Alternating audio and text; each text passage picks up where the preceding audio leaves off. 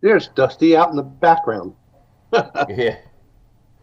Okay, See that everyone.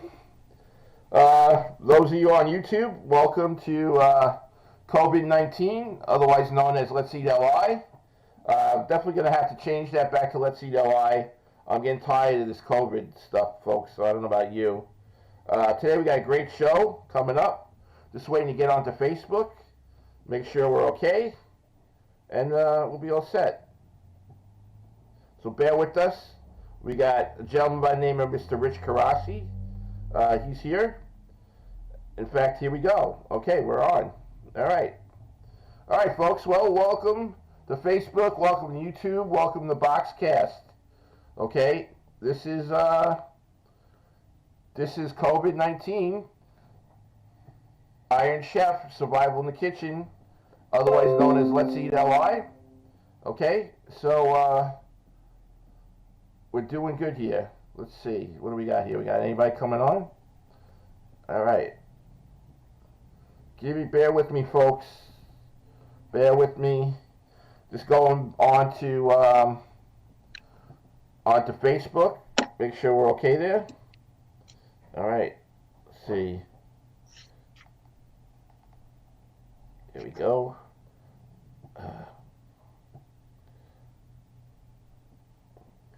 Okay. All right. Welcome again. Welcome to our show. All right. We got a nice treat for everybody here. We have a gentleman by the name of Mr. Rich Karasi, who I've known through the years of my life. Great guy. Rich is a native New Yorker that's been planted in Texas. Okay, he's been in Texas, what, for about 10 years now? Rich? Going on 11 years. Going on 11 years. What Rich likes to do is obviously like what everybody else, he likes to cook. He's been in some contests out there. He's won some contests out in Texas. He's going to show us what he's got. He's got a great setup out there in his backyard. He's got some great food he's going to cook for us. And he's going to tell us all about himself. And take it away, Rich. Go ahead. How you doing, everybody? Mostly I'm going to focus on the food because just between you and me, I've got a face for radio and not one for TV.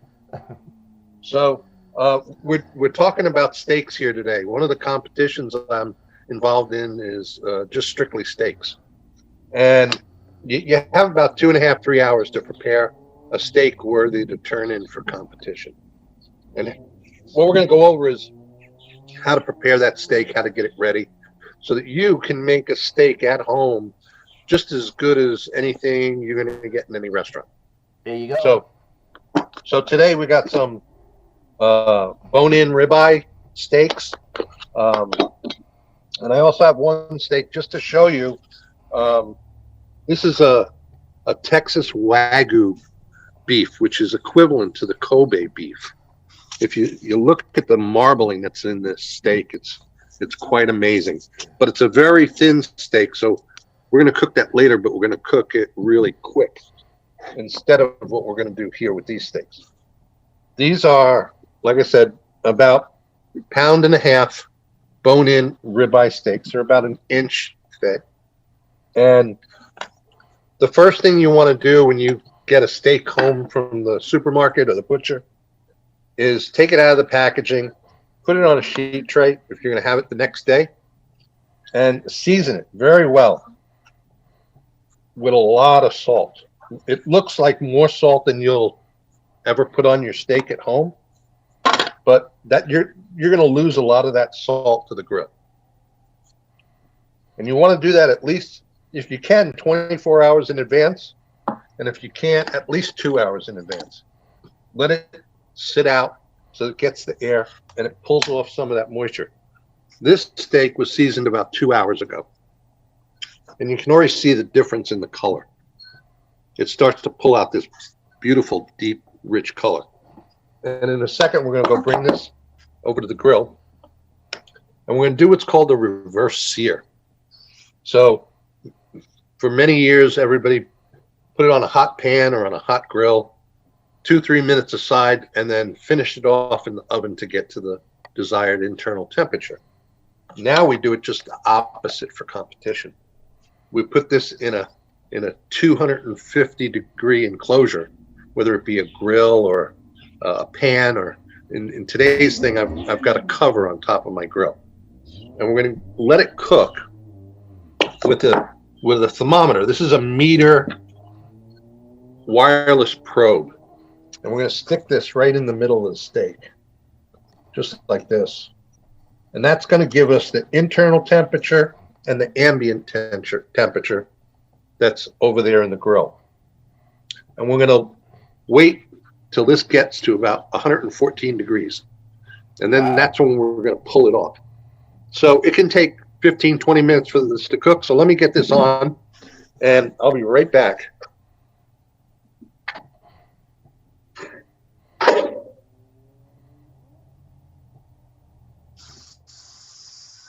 Take your time, Rich. All right, folks, we'll wait for Rich. Let me say hello. Let me say hello to some people that are on. Let's see who we got here. Okay, we got Taz, the resident artist, is watching us all the way from the state of Washington, Vancouver. How you doing, Taz? Long time no see. And I think we got that, and maybe some other people will be joining us now. All right. All right, we got Taz, we got other people here.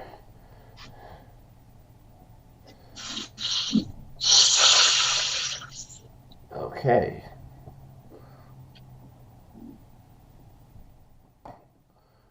Nice grill, Rich.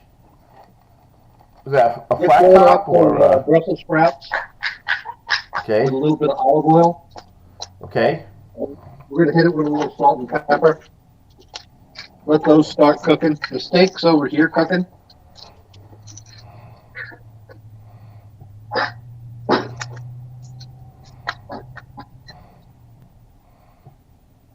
And we're just going to let these go and start to caramelize while we're waiting for our steak. Okay, get some nice Brussels sprouts. All right.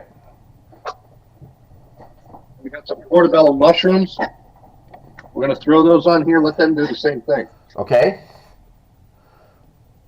Good choice. Goes great with steak. Yep, everybody loves them. Everybody likes those portobellos, man.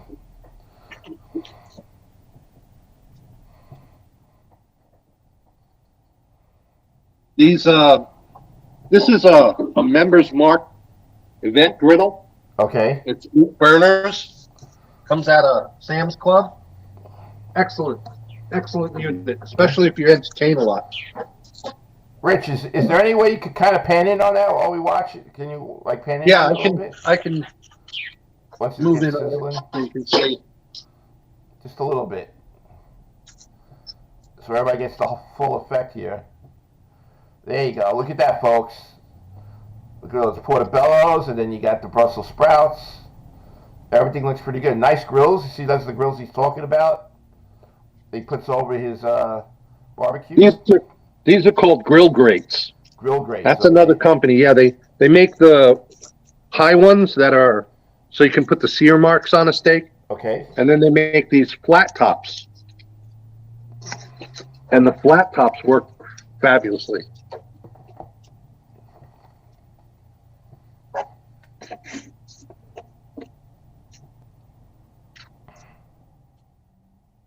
going to turn my meter probe on. Okay. This is so adjustable. You can use it with Wi-Fi with your phone, or you can use it standalone, which is what we're going to do today. And it's talking to the probe already, and we're going to tell it what we want. We're going to cook beef, and we're going to do a ribeye. So I'll tell you exactly what you're doing. Yeah, it says, can you see that? A little closer, a little closer. Okay, yeah. And I want to set the internal temperature to 114.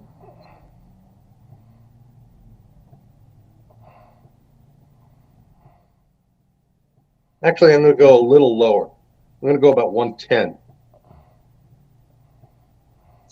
And that's it. It's on.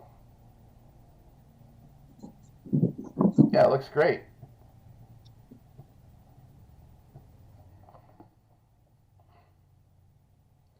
Okay, some other people joined us. We got a Robert Charmack. We got a Richie Geckos, I guess, just recently joined us. Plus Taz, the resident artist. What we're doing here, folks, Rich is cooking us some nice steaks, Texas style. And right now he's doing some portobellos and he's doing some nice Brussels sprouts. Rich has been in some competitions out there. He's won a few titles. So that was a good time to learn. You may get some craving for steaks, so you may want to go out after the show and get yourself some steaks for dinner. I know that's what I'm doing, getting a couple of ribeyes. All right, Nikki Singh is on, Rich. Say hello to Nikki. Nikki's one of my best fans. Nikki, how are you? How's everything going? Okay, Rich, we have Martin Scientello watching. Get out of town. Yeah, Martin. How you doing, Martin? Rich and I know Martin. Martin, how you doing? We got Catherine Salivio on also. Shout out to her. Nikki Singh. Yes, Nikki. Taz is watching with you. There you go. Looks like a beautiful day in Texas out there, huh? It's gorgeous. Yeah. Martin's a big-time cook, too. Susan, say that again? Martin's is a caterer, if I'm not mistaken. Yeah. I want to get his daughter on the show, actually. His daughter's a very good pastry chef. He's got some setup in his kitchen, too. I don't know if you've ever seen it. Okay, those things are smoking nice now on that grill. You gotta get a nice caramelization on those Brussels sprouts. Yes. I just hit them with a little bit of water. Right. It helps steam the inside, cook it, so it's nice and tender. Okay. And the last thing I'm going to throw on, because I just like the flavor, is some beautiful spring onions. Nice. Yep. And we're going to let them char up a little bit, too. Okay. All right, Rich, you're doing good, man. Good on time, everything. Excellent. All right, folks. Here we are, deep in the heart of Texas. We got Mr. Rich Karasi with us. For all those who are just tuning in now. Rich has won some cooking awards down there. Mostly involving steaks. So he's got some steaks he's taking care of now. And he's pairing it up with some nice caramelized Brussels sprouts and portobello mushrooms with spring onions. So welcome everyone who's tuning in now. If you don't catch it later, if you got to go, you can catch it later on Boxcast or YouTube or Facebook. Once again, this is COVID-19 Iron Chef Survival in the Kitchen, otherwise known as Let's Eat LI. I think we're going to try and get that changed. I think I've been saying that for 2 weeks now. And let's see if we can go back to Let's Eat LI again. Or just Let's Eat, maybe. Okay, it's a beautiful day in Texas. Rich is panning in on that food. Look at that. Look at those beautiful Brussels sprouts. Starting to caramelize. You got those beautiful portobello mushrooms there. What's better than that? That's what I say. What's better than that? Let's see what else we got here.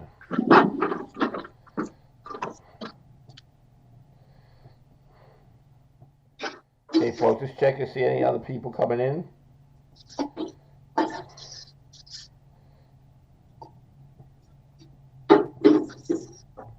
So, Felix, that steak is cooking nice and slow. Okay. It's about 250 degrees in here. Okay, you got it covered. Okay. It's all covered underneath here. Right now, it's up to about 100 degrees. Okay. So it's going to be ready to sear in just a couple of minutes. Okay.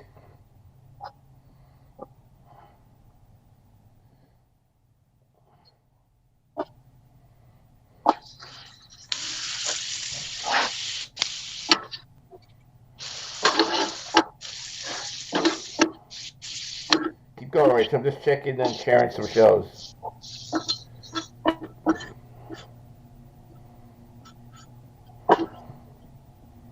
Okay, I might do it.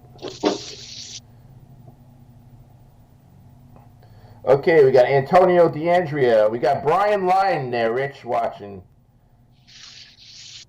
Remember Brian Lydon? Yeah. Yeah, he's watching too. And he's at a restaurant. Awesome restaurant in Florida. Yeah? Your funny story about Brian. So it's right after 9/11, and I was at the Twin Towers the night that they fell. Okay. The hospital I used to work in asked me to go down there to do some rescue work, and I got down there, and I spent weeks down there, and then I went home, and they closed off the area, and I went back, and I remember Brian had a restaurant down there. So a restaurant bar. Okay. And I went there and I says, "Oh, there it is." And I went in and I asked the lady, "Is Brian here?" And she says, "No, there's no Brian here." I says, I know he's here. This is his place." And she says, "Nah, he doesn't know anybody here." Wow. What hospital were you in, Rich? Huh? I was working for the VA. Oh, okay. I used to work for St. Vincent's downtown. So the Brussels sprouts are coming along nice. I'm going to hit them with a little butter. Okay. Good touch. Same thing with the green onion. I'm getting cravings for steak. That's what I'm making tonight. I got some nice sage from the garden over here. Right. And I'm going to throw that in with the green onions. I'm going to just tear it up. Just to let you know, Rich has a lot of things growing on his property over there. He's got herbs. He's got nice vegetables. He's even got potatoes that he grows. So he's definitely truly a nice Renaissance man in the wilderness over there in Texas there. And I got some fresh basil here. Okay. That I'm going to throw in with the Brussels sprouts. Nice.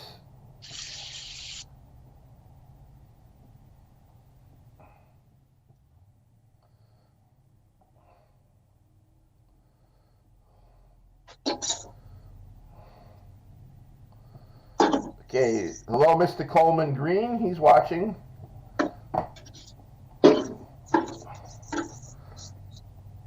Where's the rest of our audience?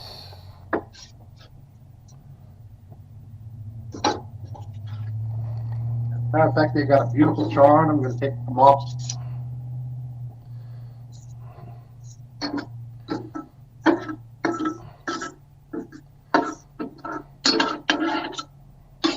These grills on this side are running, these two are running at about 400 degrees. Okay. And the one at the end is running about 600.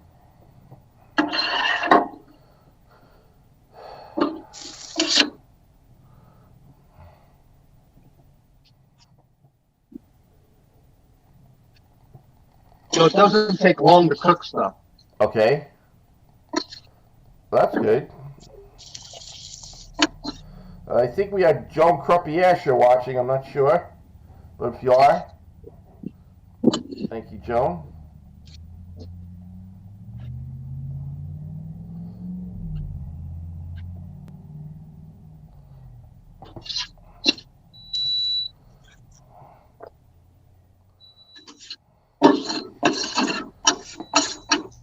Okay, so that's our meter going off. Uh-huh.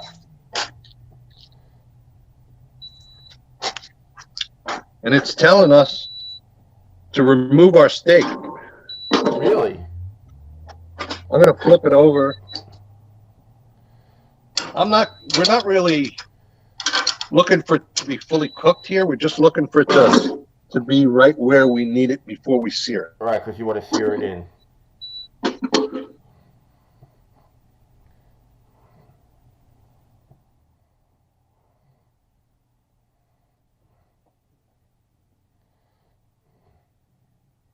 So it's going to sit there and rest for about a minute or two. Okay. before we move it over to the really hot side of the grill. Okay.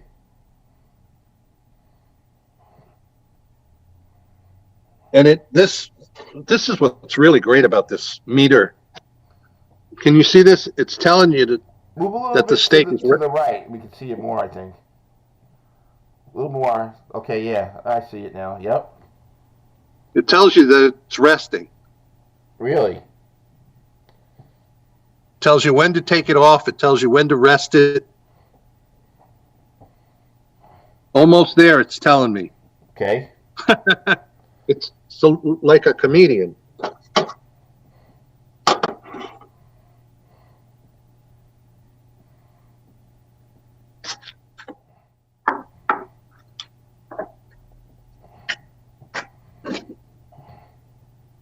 And once that is rested for that couple of minutes that it needs to reabsorb the juices, we're going to bring it down here. We got another thing this is like competition crazy. Okay. It's duck fat. Yeah, nice. What was that coming? Bring that a little closer. I want to see that, if you don't mind. Duck fat. Okay. Duck fat. Okay. Duck fat has great flavor. That's very French. Very refined flavor. Yes. When I was going to culinary school, the French Culinary Institute, we used to make a lot of duck, obviously, and all the fat that we rendered, we'd keep in the cooler in like a container, and we'd use that for cooking. You know, we would poach salmon with it, everything. So whoever thought of that must be French. Yes. Duck fat is a delicacy. We make fries with it. We make all kinds of stuff with duck fat. Right. Martin Chiantella has a question for you. He wants to know what is Rich's outlook on the New York Jets. Has nothing to do with cooking, but he wants to know. I've loved the Jets ever since I was a kid. Me too. And we used to go watch them practice up at Hofstra University. Yeah. And I got to see Joe Namath and all the original stars of the Jets when they were an absolutely awesome football team. Me too. I've got some fresh bacon here. Okay. This is bacon that I make here in house. Okay, you make that in house. Yes. All right. So I take big bellies and I turn it into bacon. And we're going to throw that on here because we're going to use that for the Brussels sprouts. Okay. Nice thick cut that we're going to chop up later. Just let you know. I make and sell probably about 70 pounds of bacon a week. Wow. Well, Nikki Singh seems to be salivating, according to her. And since this bacon is fresh and it's got no chemicals in it, it cooks kind of quick. Okay. You could definitely taste the difference, right, between store-bought bacon and that, I would imagine. Oh, my God. It's like night and day. Yeah, sounds great. I'll never buy store-bought stuff again. No, probably not. You can hear it sizzling. We're going to go take a look at it. Okay.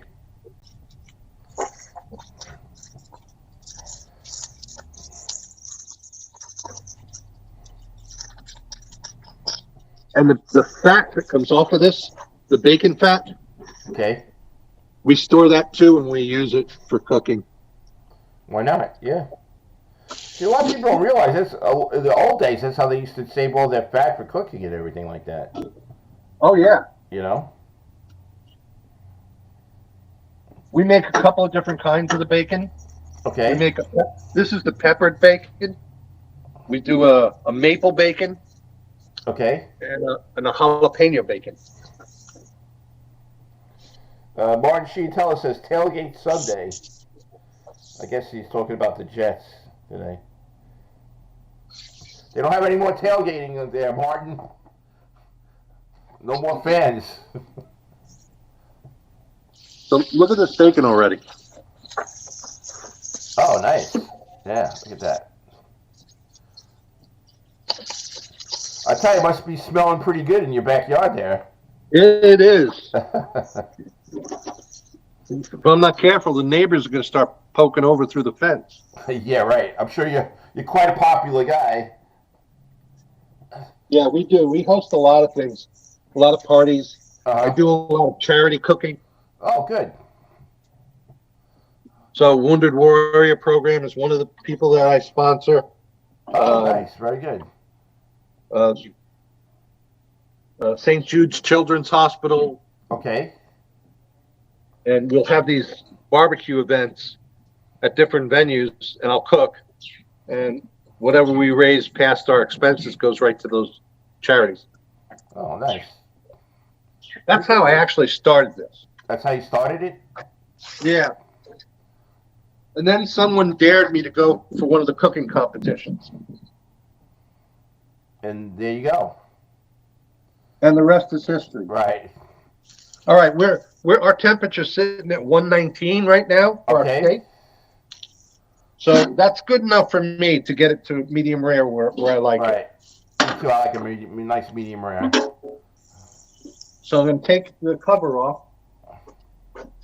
And I'm going to hit the hot side here with some of that duck fat. Uh-huh.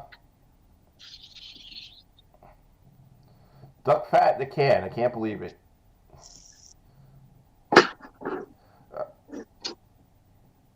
And now, since it's so hot over there, right, I've got to take this probe out. Otherwise, it'll burn. Well, Rich, tell us again what steak that is. This is a bone-in ribeye. Bone-in ribeye, okay.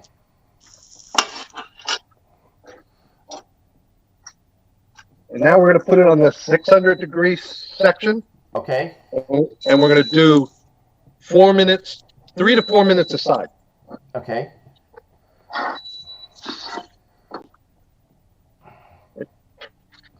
And you hear the sizzle.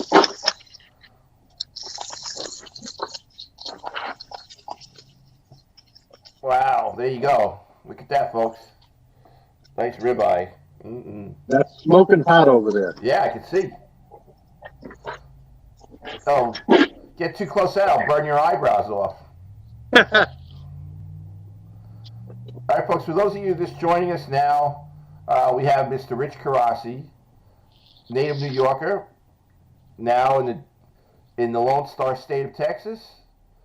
He's been in a few cooking competitions, and he's cooking us some steak. He did some Brussels sprouts, some Portobello Mushrooms.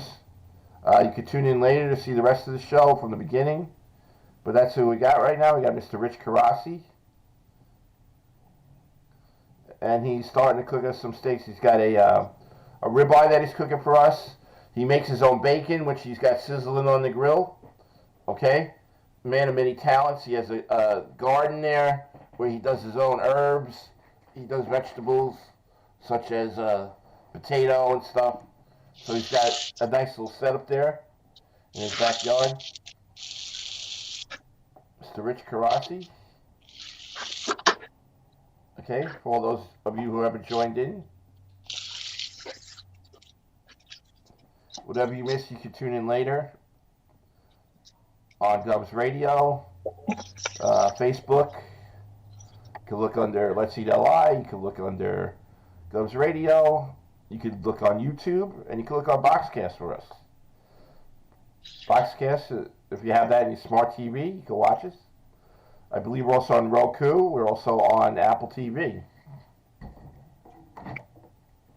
For those of you who want to watch us. Rich has added some nice little butter onto that ribeye, Rich.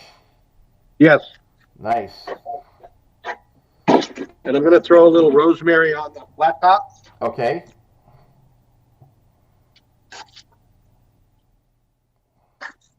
Just to help finish this off. By the way, Rich, we're doing great on time, so okay, good. Take your time, though. No pressure.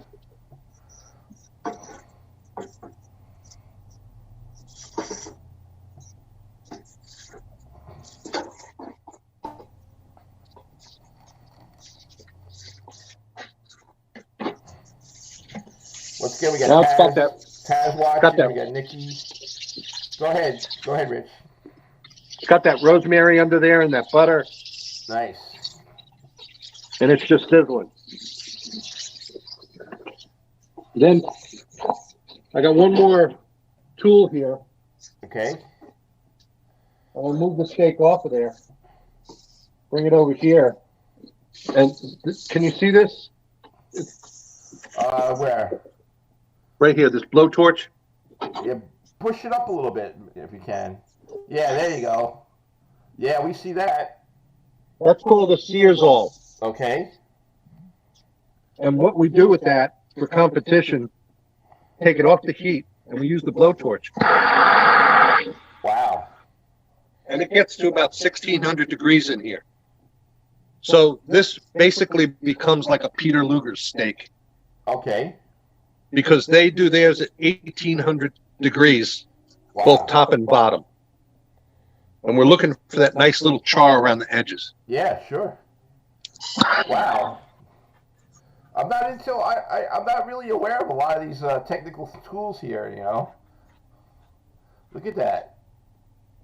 That's going to char it up. It's amazing.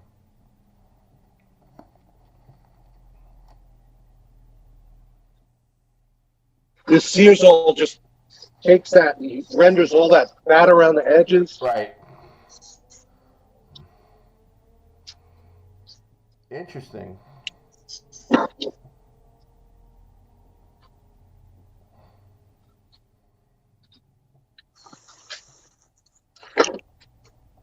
And then it's done. The steak is done. We're going to plate it up. Okay. Our bacon's done. Done? Yep. Okay. That would be good if you chop it up with the Brussels sprouts, actually, right? I would think. We're going to put that with the Brussels sprouts. Yeah, absolutely.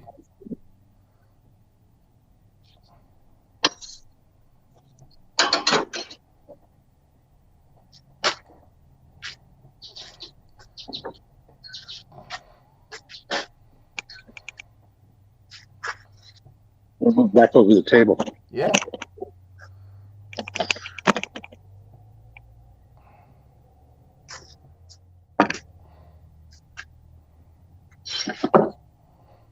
So, again, when I'm doing this for competition, I take the board Okay. and I put a little seasoning on the board. That's nice. Good idea. A little salt and a little pepper. If I'm going to use any of the other herbs, I'll do that too. And then the juices that are coming off the steak. Put it right on Can you there. see that? Yeah, you're going to have to pan in on that later after you slice it or whatever. Let's see what we got here. Okay, yeah, nice. Smoking, good, yeah.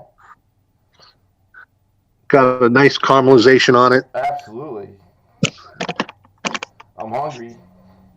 We're going to take our, these are great knives, and if you haven't seen them, Okay. very sharp. What brand are they? Dalstrop. Okay. Now for competitions, you go on a lot of things: taste, appearance, Right. flavor, tenderness. The first thing they do is they take the steak and they cut it directly across on itself, just like that. Okay. And that's where they check for doneness. For the temperature, right? Right. So there we got a Okay. perfectly medium rare Oh, yeah, look at that. Nice. steak. Okay. And then for texture, they go after this spinalis muscle Okay. on the top of the ribeye, because that's the most tender part. What's it And called? I don't know if you- What muscle is that? Spinalis. Okay. But we can't see anything, Rich. I don't know if you have your camera off or anything. I mean, your camera's on. Okay, you're bringing it up. I see what you're saying. Okay. All right, that's it. That's the the tender part. And what do they do with that? They taste that? Huh? They taste And that? that's what the judges taste. Yeah. So we just put this on the plate. Get some of the Brussels sprouts.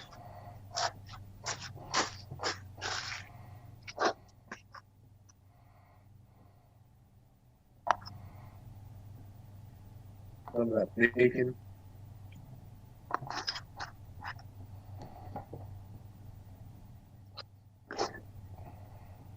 Portobellos. Okay. Some green onions.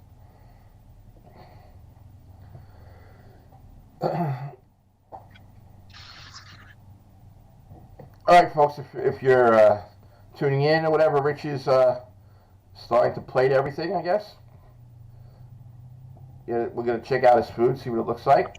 There you go. All right. A little closer to the camera, Rich, if you can. Look at that, folks. You got the ribeye, you got your portobello mushroom, and you got your Brussels sprouts. He's got a little basil on top there. It looks good, Rich. Getting a lot of oohs and ahs. Oohs and ahs are good. A lot of yummies. We're going to do my favorite. I'm going to grab a piece of the steak. Okay. Look good. Oh, wow. What can I tell you? It's delicious, I'm sure. It's delicious. I'm sure a lot of people were salivating during this. All right, if anybody has any questions for Rich, let me know. I know all you guys have been watching. And I guess, Martin, you answered his jet question.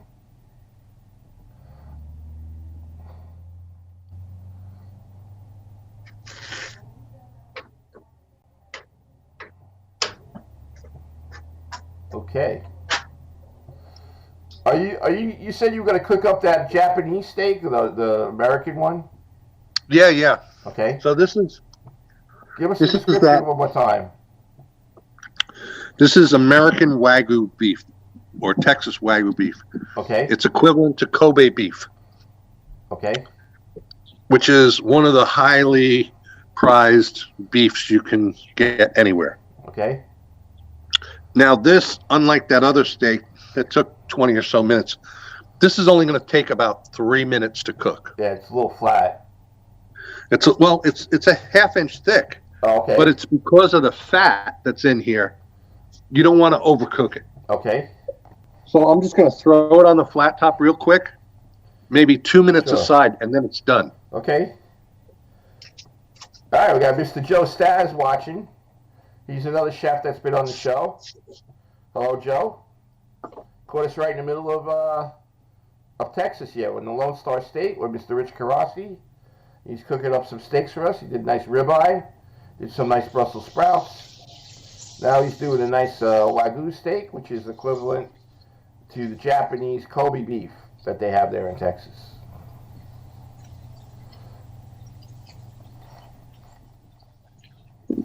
Okay. We got Sean James is watching. Again, Joe Staz is watching. We got Sean James watching. Who else we got watching? We got Sean James. We got Chuck Hoyt. If anyone knows who Chuck Hoyt is, Chuck, welcome to the show. Welcome to COVID-19 Iron Chef, aka Let's Eat LI.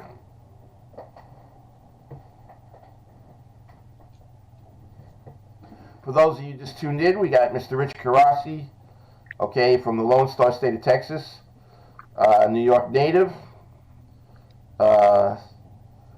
He's been in some competitions for steak and everything, and that's what he's doing for us today. He's doing some steaks. He did this beautiful caramelization Brussels sprouts. He did a nice portobello mushroom, and he makes his own bacon, which he did on the grill for us. Very nice.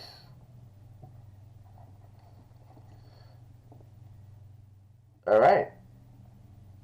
Joe Staz says hello, Chef Rich, to you.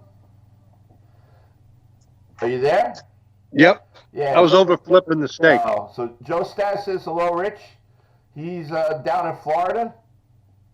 He watches our show, and he's even been on our show. He's a chef, and we had him on our show. He did a nice demo like you. Okay, that's the way. Yeah, I see how that cooks very fast. Absolutely. That really cooks fast, Rich. Yeah, it does. It cooks real fast. Yeah. Must be nice and tender, right? Yes. Great. Matter of fact, it's probably got only a minute left before I pull it off the fire. I mean, you would just off for 1 second. You put it on the grill, and you got to that temperature already. Incredible.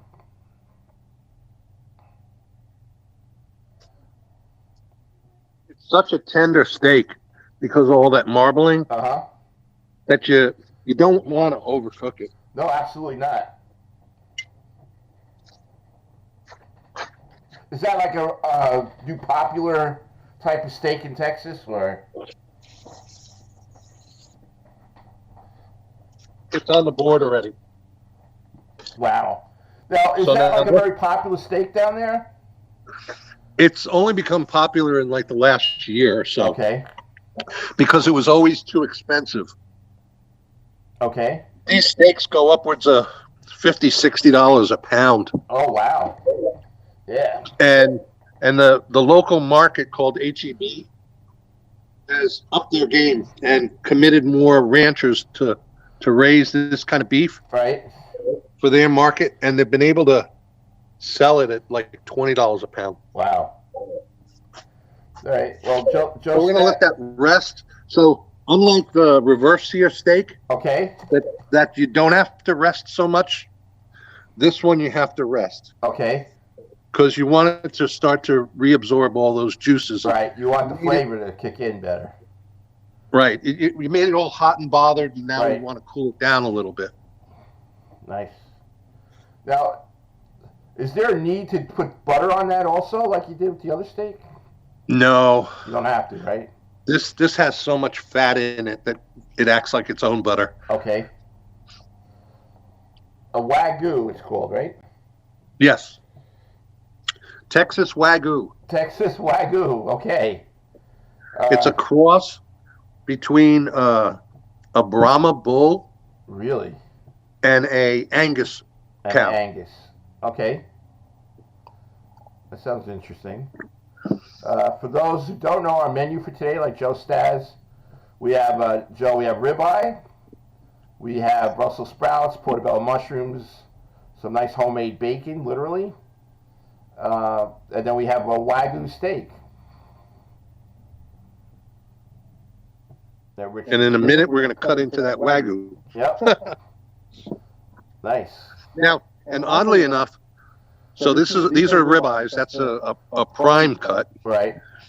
That's a chuck steak. Oh, okay. So a chuck steak, as you know, it's not the highest of all the beefs. It's kind of on the lower end. Right. Yeah. But that chuck steak is going to behave just like this ribeye. Nice. Sure, it's got a lot of fat in it, like you said. Yep. That's interesting.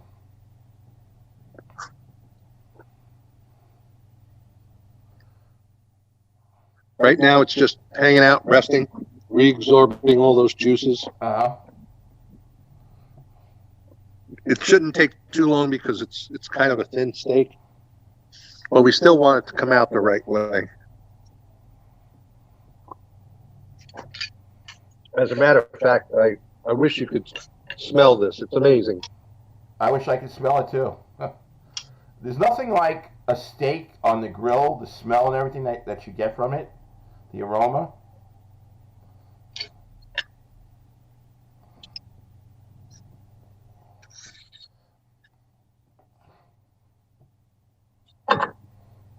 Okay, Martin Chiantello wants to know what temperature you cooked that at. I cooked this to about 123. 123, Martin. There you go. You see the inside? A little closer, a little closer. Oh, there you go. Yeah, it's good. Yeah. Nice. Okay, we got Tom Ramundi is also watching. Hey, Tom. Tom, anybody know Tom? Sure we do. Yeah? There you go. See, there's that steak. Nice. And of course, the best part.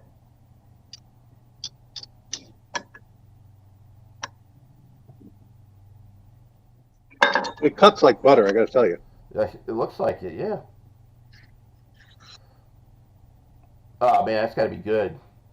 Wow, amazing. Amazing, right? Ugh. Mm-hmm. I love a good piece of meat, man. That's what I love.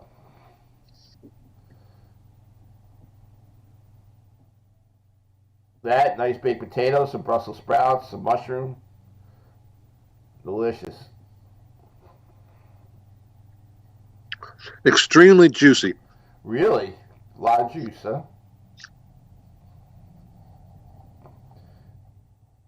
Now, when you season your steak, is it strictly like salt and pepper on there, or do you have a little Just rub? salt and pepper. Salt and pepper. That's it, right? Because you don't want to really... That's steak's best friend. You don't want to alter the flavor too much. You want to get the real flavor, you know. You don't want to I want to taste my meat. I want to taste the meat. Right, exactly. I don't want to taste barbecue. Not in steak. Right. Barbecue, we have smoke. We have the smoker over there. Okay. But that's an amazing steak for a chuck steak. Uh-huh. And have you ever had a chuck eye steak? No, I never have. That's another one you should look out in the store. Okay. It's a budget cut, but if you cook it right, it's like an amazing little steak. It's almost like a fillet. Well, we got Nikki Singh says yummy, and she says she's ravenous now, Rich. There you go. Huh.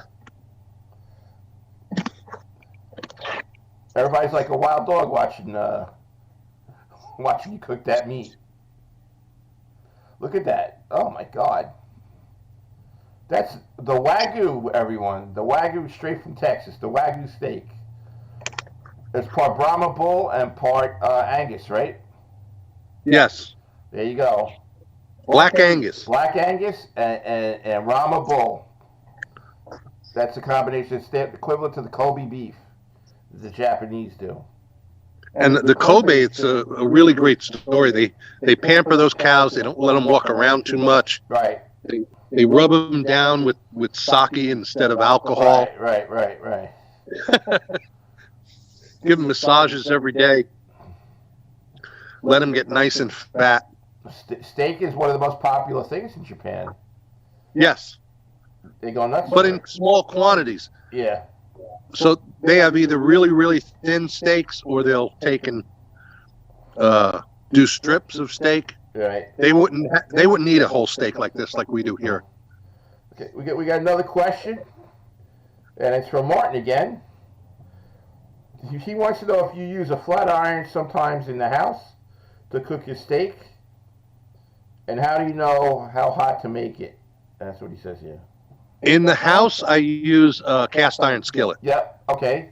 Same thing. And I have a temperature gauge, a laser temperature gauge that I use. It's a gun. And it'll tell me what the surface temperature of the grill is. Okay. Of the pan. Nice. And I try to get that up to like 600 degrees. Okay. Put a couple of drops of oil on it and watch it smoke like crazy. Then you know it's ready. Right.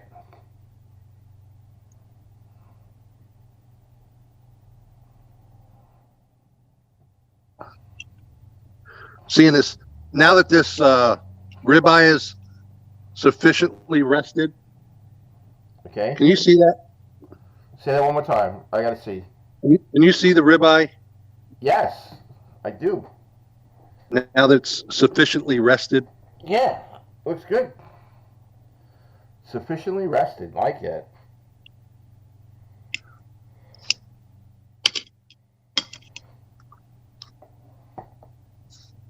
Yeah, when you got good meat, you really don't have to doctor it up too much. No, you shouldn't, and you shouldn't have to use any steak sauce or anything like that on it either. No, every good steakhouse has their own steak sauce. Right. But for the most part, if you just season the meat well and cook it well, Right. you're gonna There's no need get for it. rave reviews from all your guests. Yep. No need for it.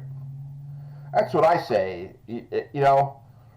Most steakhouses, some they put the sauce on the table, but a really good one, a lot of times they won't even give you sauce unless you ask for it. Right, exactly. In fact, it's an insult when you ask for the sauce.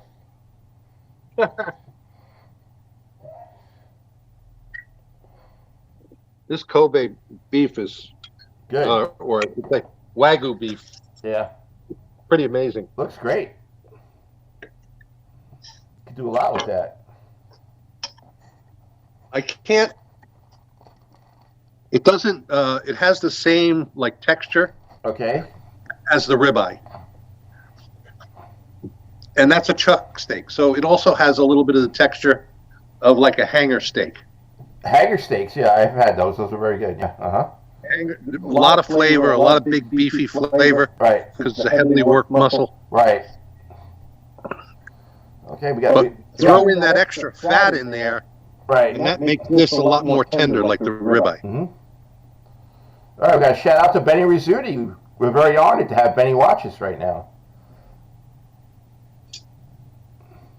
Benny's a well-known comedian here on the island. Oh, nice. Yeah, Mr. Benny Rizzuti. He has a show. Also, he's on stand-up. He's on what they call Pazuzu. This is one of the shows here on Govs with Don Sill. One of the funniest shows we have. You guys got to watch it. So, Mr. Rizzuti, thank you for watching. Today we have Mr. Rich Karasi, native Long Island, actually, native Long Islander, born here.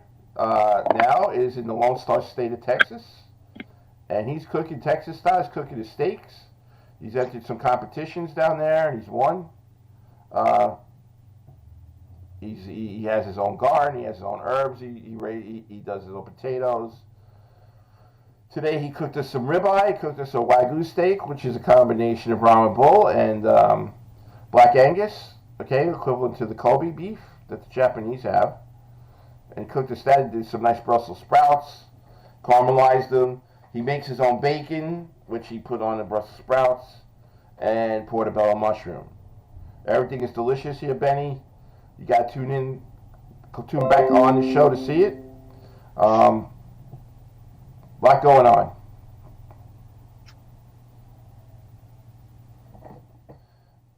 And go ahead. The green onion with the sage. Right.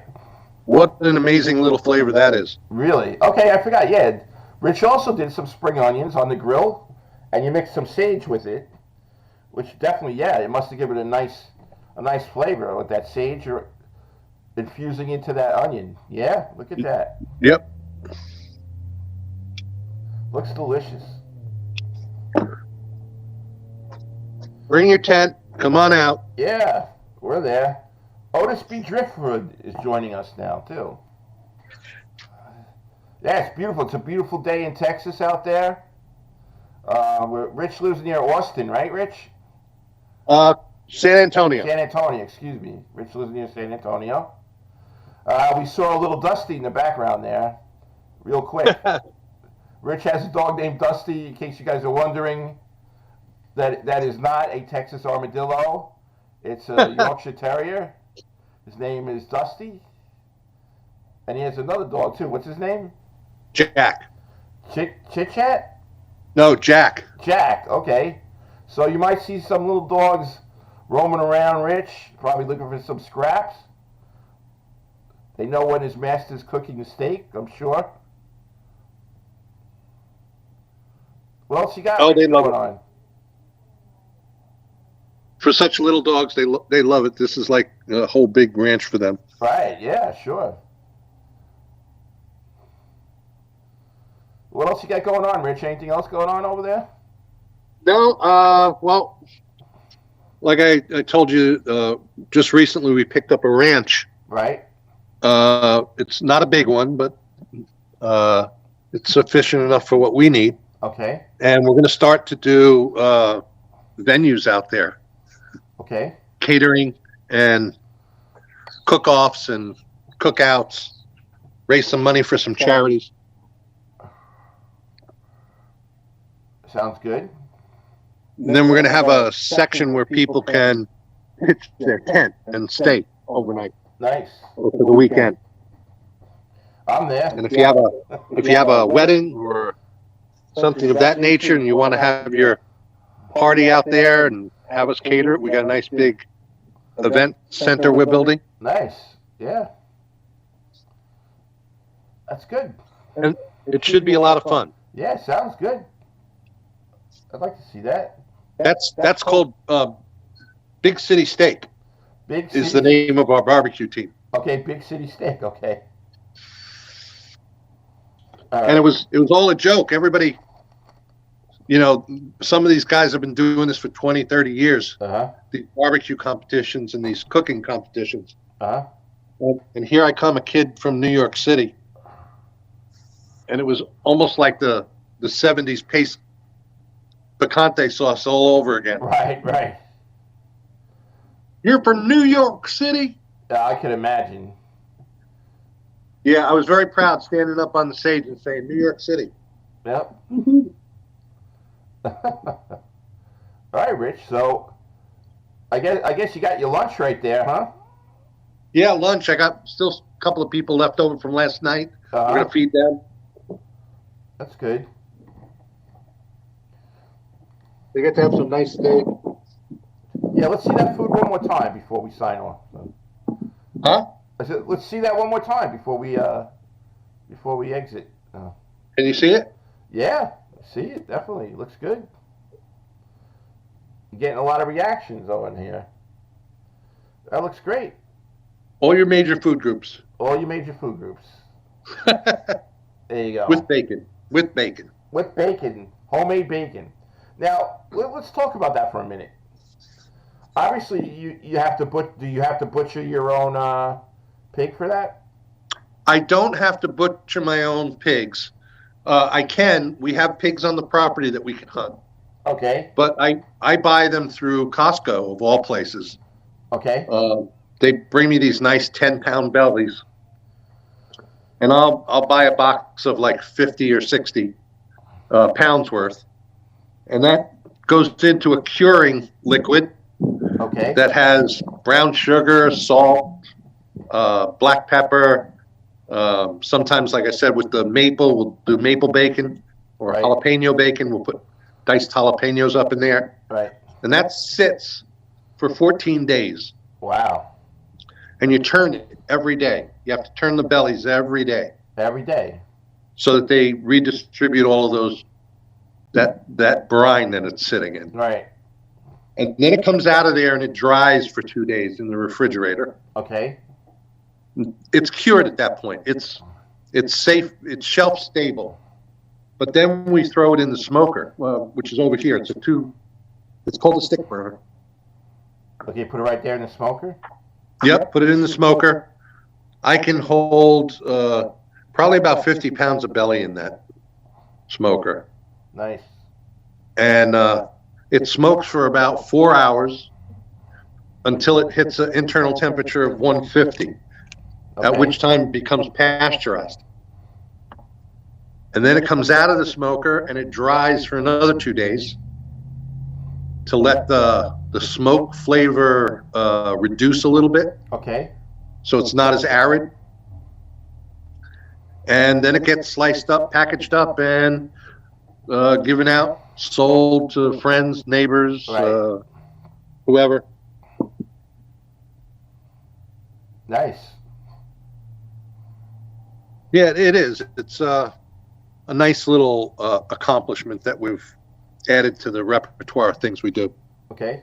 Anything else you do? Any other homemade type? Any aging of beef or anything like that, or? I do. I make dry aged beef. Okay. Those are anywhere from 45 to 90-day dry aged. I did a 90-day dry aged brisket once. Nice. Yeah. people don't know what dry aging is. You're basically letting the meat tenderize itself by reducing its own moisture. Okay. And the internal enzymes that are in the steak start to make it more tender and more juicy and more flavorful. Right. Now, is that you still do that in refrigeration, or you don't? It's something. Some of them are refrigerated and some aren't. Some are. I have a section of my garage that I turned into a cold room. Okay. And it's got all stainless steel shelving in it, and the temperature and the humidity is controlled, and there's also fans going 24 hours a day. Okay. Nice. And that keeps the air moving around. Right, like right now, I've got 2 hams in there that have been aging for about a year. Wow. And then there's a couple of salamis, and I also make capricola and prosciutto. Nice. Which is like the Italian ham. Right. And salami. All that stuff's in that room. Well, I think that's another show for us right there. Yeah, pancetta too. Right. Italian bacon. Yeah. The pancetta too. Yeah, that's nice.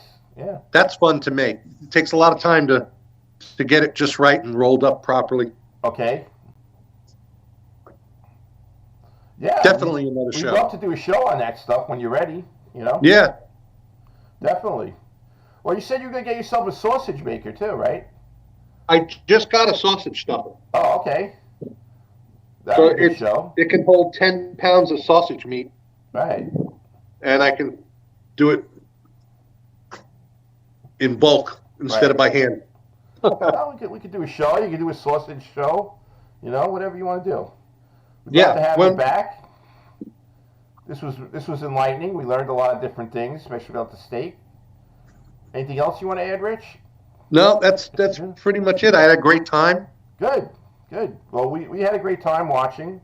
You got a lot of people watching you. A lot of people getting hungry. So that's good. Good. I wish you could eat it. I wish I could. As some people have said before, that there was smell-o-vision. Yeah, look at that. Yeah, I'm all set. I think I could fly myself all the way down there just to taste that. So. All right, Rich. Well, it was good having you. Thank you for having me. Yeah, you can sign off whenever you want. We're just gonna wrap it up. All right.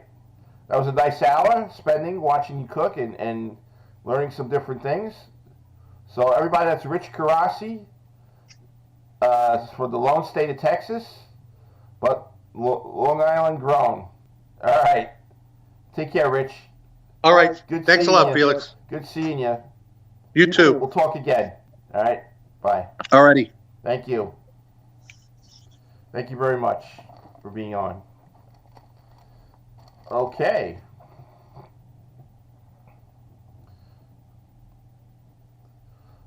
Okay, so Rich, that was Rich Karasi, everyone.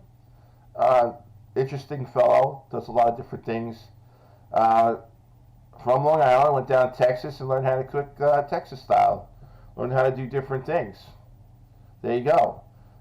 And he's got all the right equipment. He's got all the right tools that he needs to make delicious dinners, delicious steak. I hope you learned some of that. I don't know about you, but if I think I'd be thinking about getting a smoker, making my own bacon like he does. Guy cures his own meats. Okay, makes his own bacon. He has a little ranch he just bought, about 15-acre ranch, and he's gonna do some different things on there. He does a little catering on the side over there. Sounds great. I wish I could go out to Texas and join him. I think he even said they have some wild pigs on his property, like a wild boar, and I think he could shoot them anytime he wants, I guess. And you could butcher them up, and you get some nice, delicious pork out of that. Get some bacon, get some chops, everything. All right. So I don't know who we'll have for our next show. I'll work on it. I hope everyone liked my demo last week of the pizzas. I did a nice pizza brunch. If you didn't see it, tune into that. I did I did a breakfast pizza. I did a calzone, and I also did a pumpkin stromboli, which I wish could have came out a little better. And then I did some breakfast knots too, which are interesting. We did some stuffed breakfast knots. That was a great show. I haven't been sharing it that much, but we have quite a large number of people that did watch it. So I'm going to put it out there a little more. Feel free to tune in on it. Today's Sunday. Relax. Watch this show with Rich. Everything else. And I guess that's it, everyone. Have a good time. Take care, Taz, the resident artist. Take care, Nikki. Take care, Mr. Staz. Joe Kropiasha, thanks for watching. Mr. Rizzuti, peace, my brother. All right, maybe I'll be on your show one day. I guess, Mr. Rizzuti, they call you the Big Gagoots. You gotta come on the show when we get back to the studio. Come on the show, bring some of that delicious food you make, and we'll have a Rizzuti day, or cooking with the Big Gagoots. How's that sound? All right. So I don't know about you, but I'm gonna have a nice mellow Sunday. Quiet before the storm. We got election day coming up on Tuesday. God help us all, whoever we get. Just remember one thing. Food is a wonderful thing. Food brings people together. Maybe Mr. Trump and President Trump and Mr. Biden should sit down and share a hamburger together with some French fries. Maybe the world would be a better place. On election day, cook yourself a nice meal. Invite your neighbor over. And if your neighbor is chooses opposite who you do, big deal. Eat. Both of you have a good time, and whoever wins, wins. And you congratulate whoever wins to whatever person, and you make a nice meal, and that's all that counts. It's your neighbor. No matter what they feel, no matter who they choose, it's your neighbor. You invite them over for dinner, have a good time. And that's what this world's all about. Got the COVID out there. Stay with your families. Even if you can't do Thanksgiving together, do a Zoom, say hello to them. Make yourselves a nice dinner anyway. And just enjoy the family for whatever you can, for whatever time we can. Food and family, folks, that's the thing. Elections come and go, but food and family is the most important. So remember that. I love this country. I hope that our country, in whichever happens, our country survives and becomes a greater country. And that's my wish. So hopefully, candidate, whoever is chosen, will be able to do that. If not, folks, that's why we have elections. Okay. So I've done my part. Everyone enjoy the day. Let's get through election day, and then we'll see you next week. Hopefully everybody will be in better spirits. We'll have a new president or the same president. And life will go on, folks, no matter what. Just like Rich. Rich is going to make his Wagyu steak no matter what. No matter what the decision is, he's going to make a Wagyu steak. He's going to continue cooking for people. He's a great guy. He does a lot of charity events for the Wounded Warriors. He's an ex-Army guy himself. He works with a lot of prosthetics, so he works with a lot of Wounded Warriors. And Rich does a great job. He's a great humanitarian also. So, I'm going to leave it at that. Everyone who's watching, thank you. And have a lovely Sunday. And we will see you next week at 11 o'clock. Don't forget, 11 o'clock Sunday morning on COVID-19 Iron Chef / Let's Eat LI. All right. Take care, everyone. Bon appetit. Voila. And we'll see you. Bye.